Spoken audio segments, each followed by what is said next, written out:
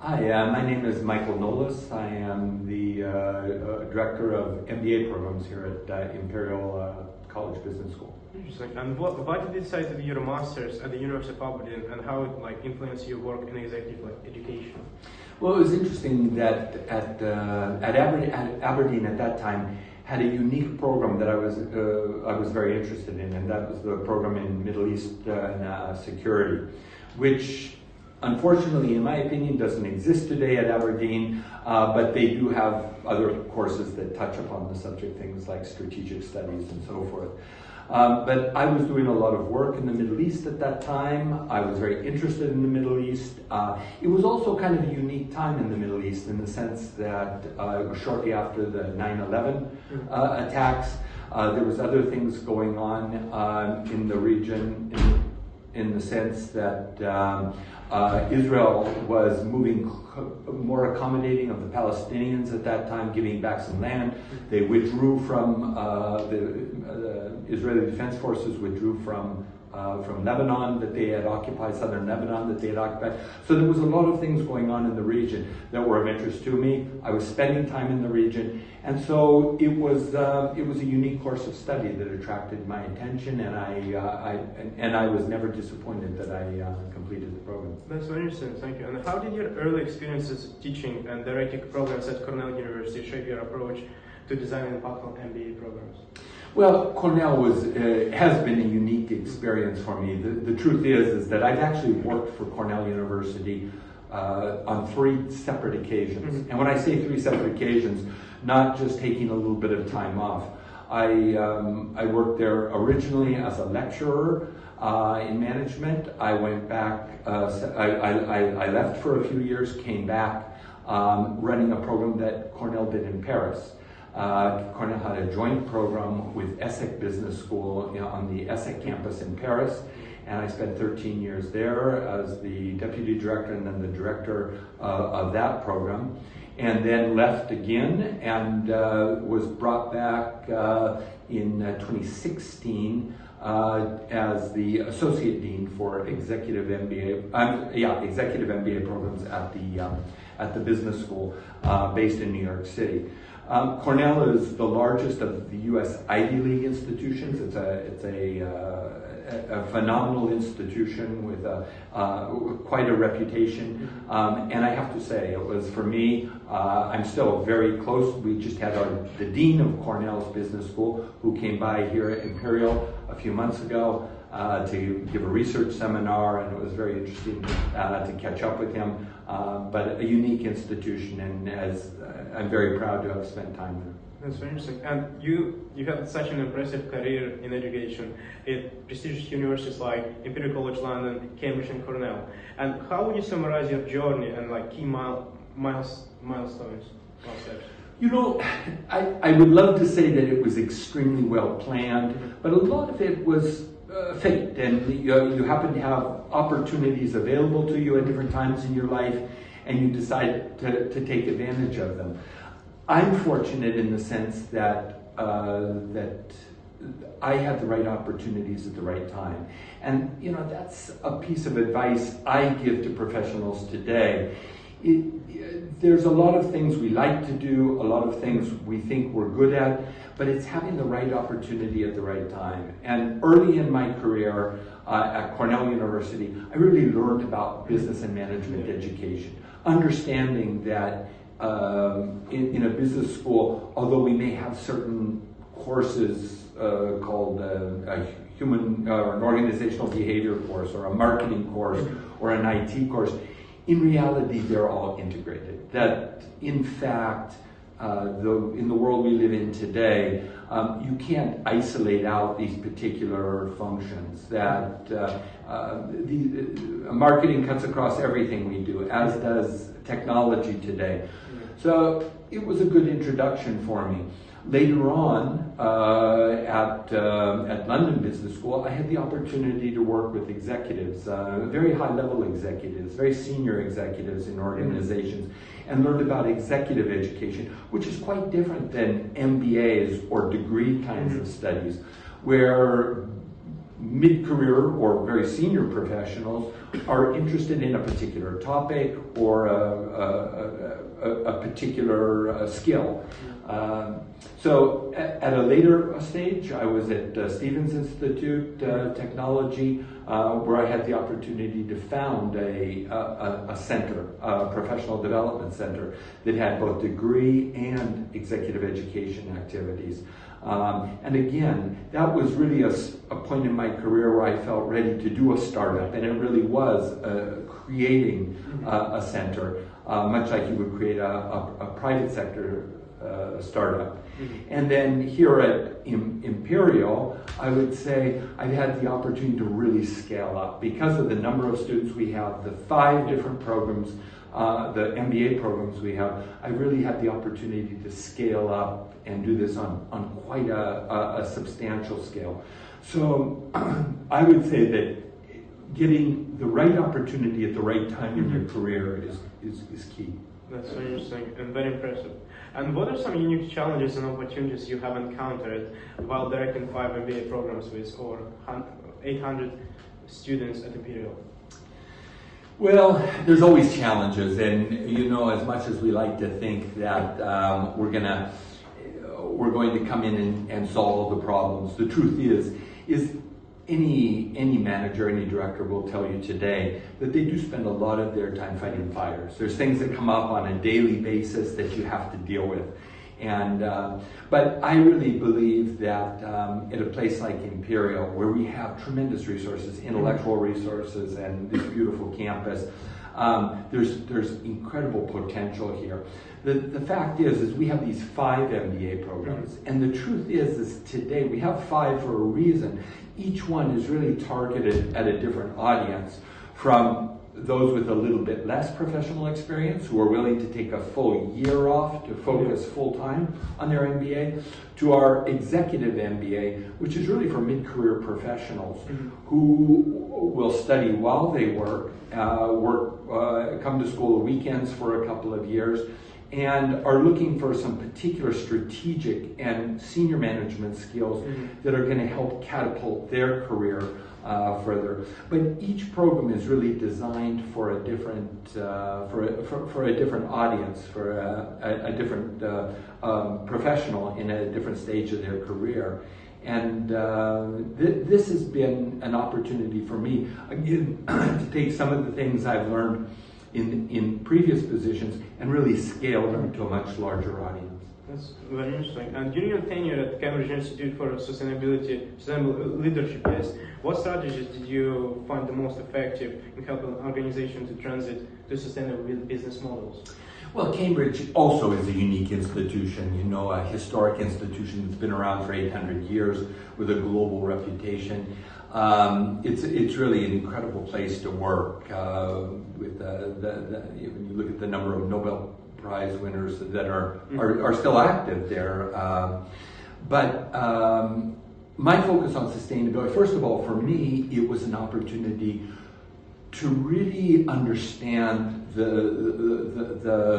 field of sustainability, the discipline of sustainability. I thought I knew something about sustainability going into it, but once I was at Cambridge, I really, it was a tremendous development experience for me.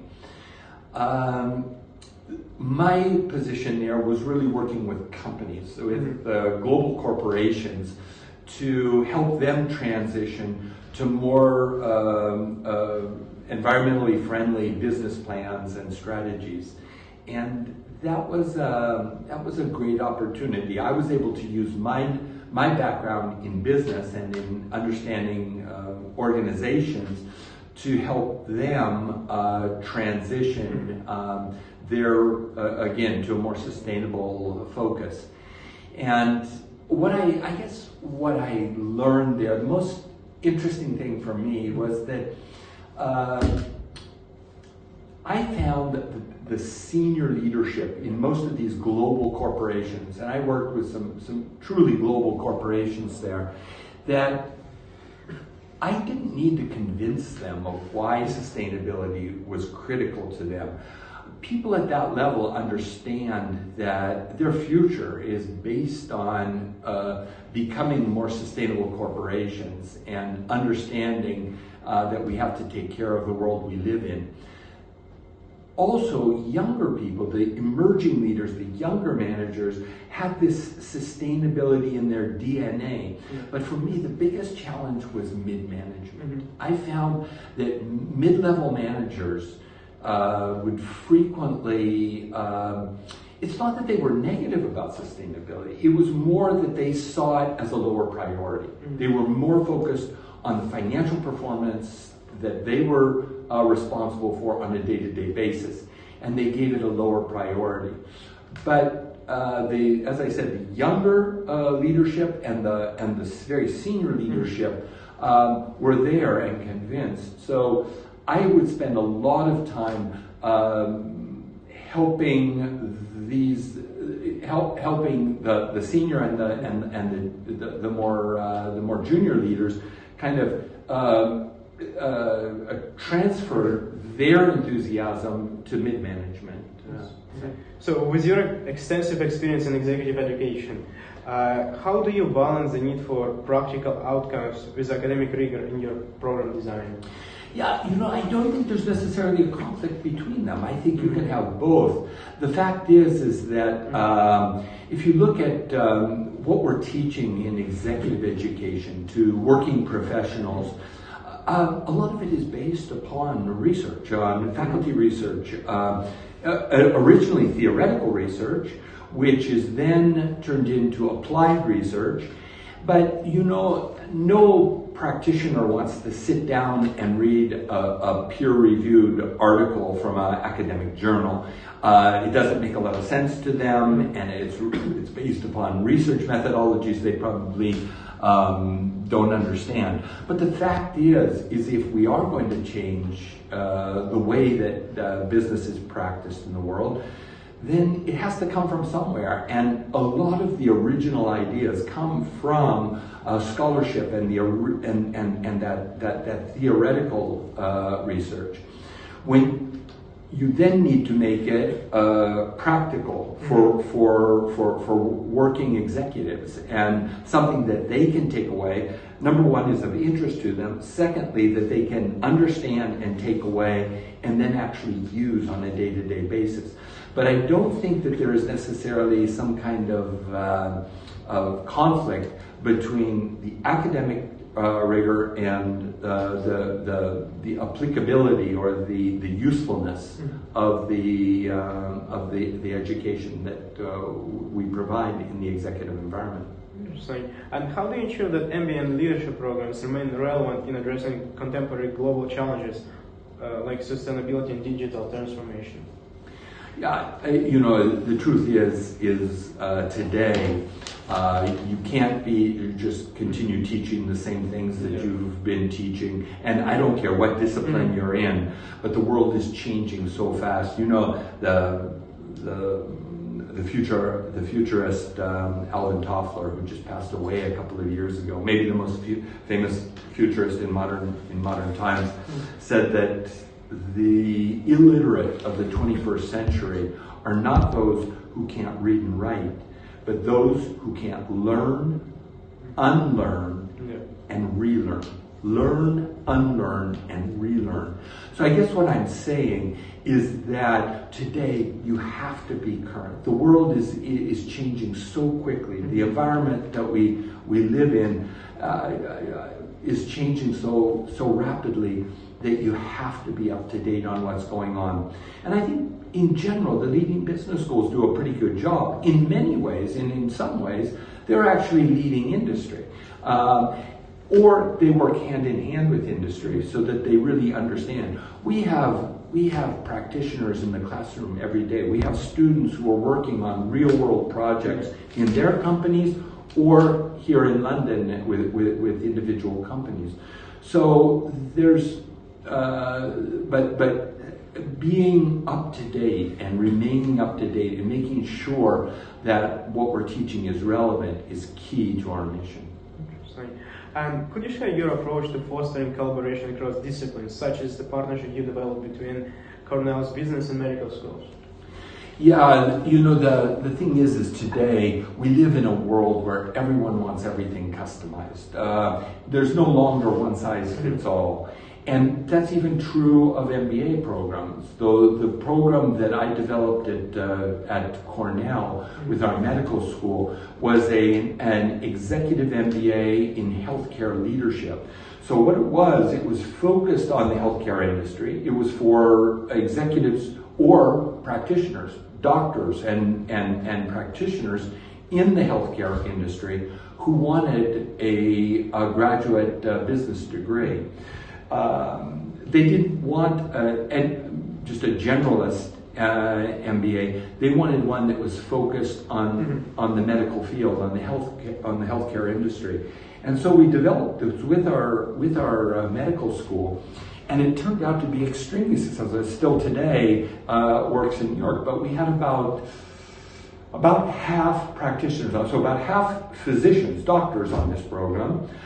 Many of them were looking at not necessarily practicing medicine, but taking their medical knowledge and doing startups, working in health tech, and so forth. The other half of the students came from the pharmaceutical industry, surgical and medical device producers, insurance, government, consulting, and so forth.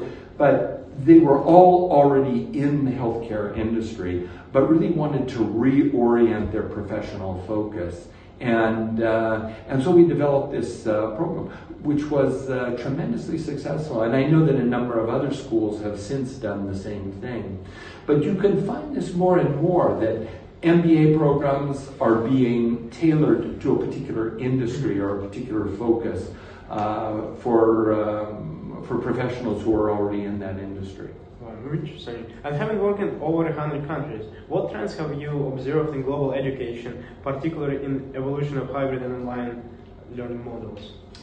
Yeah, we've all become aware since COVID of the feasibility and actually the power of online education, and that we can do so much online that we didn't realize before.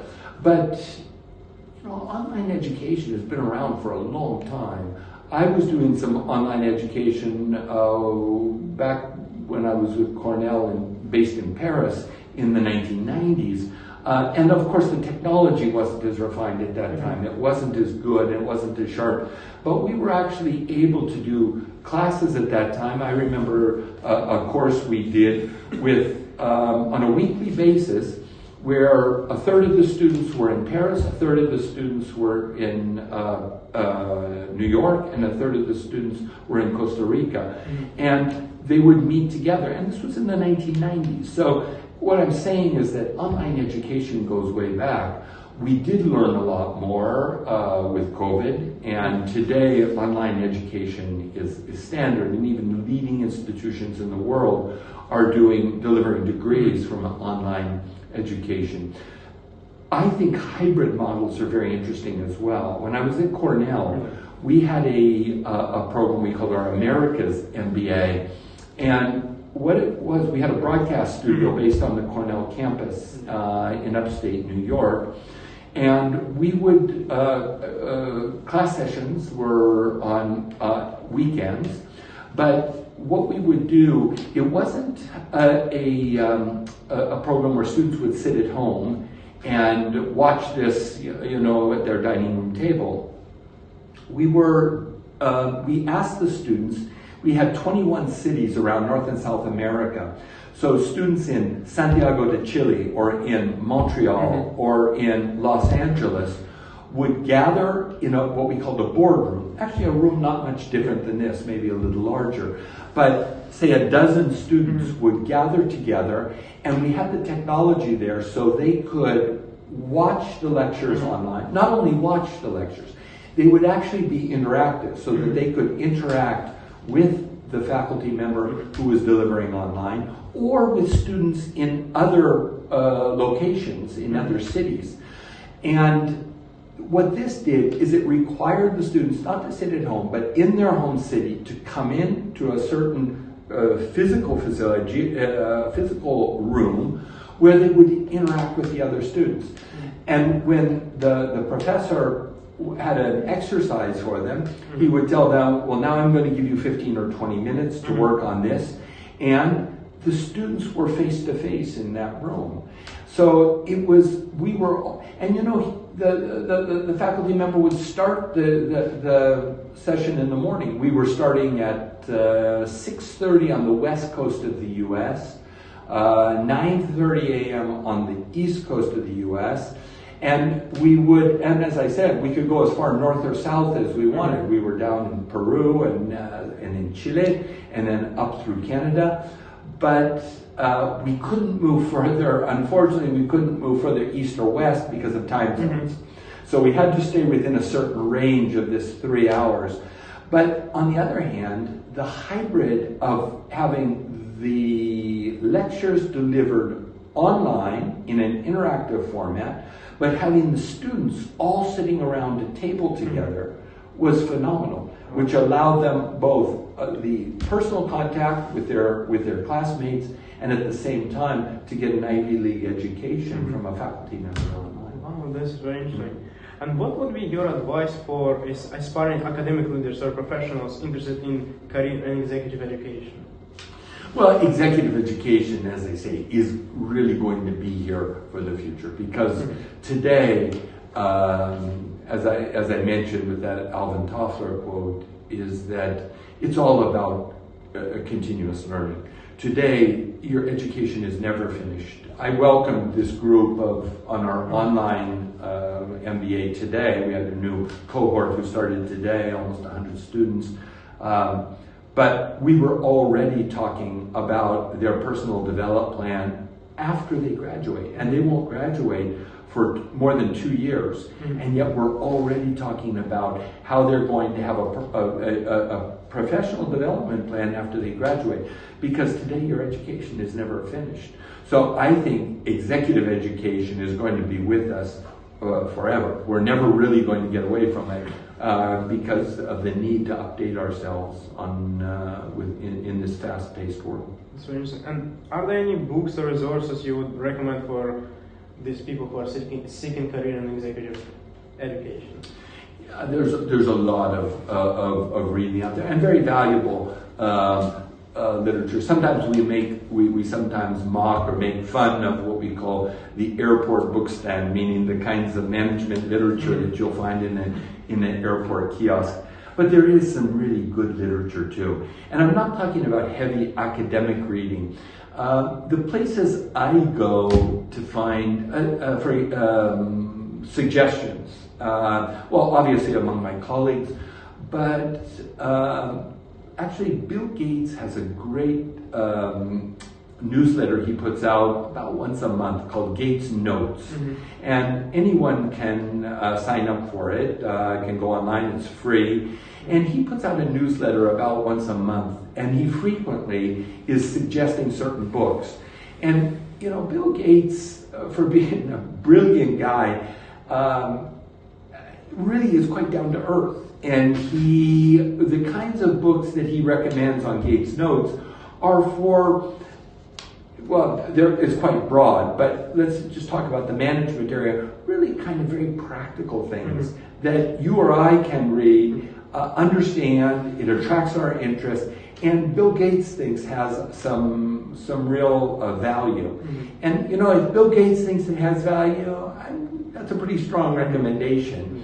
So I like to look at what Bill Gates is reading on what he puts out on his on Gates Notes, and I found some really good books there.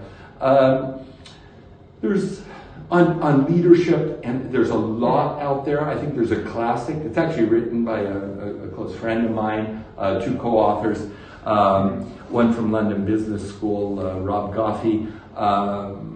It's a book about leadership, and I think even the title of the book says a lot about it. The title of the book is, Why Should Anyone Be Led by You? And you know, if you think about it for a moment, that's a great title for a book. You know, when we talk about leadership, people are not going to follow you because of the title on your business card or the size of your office.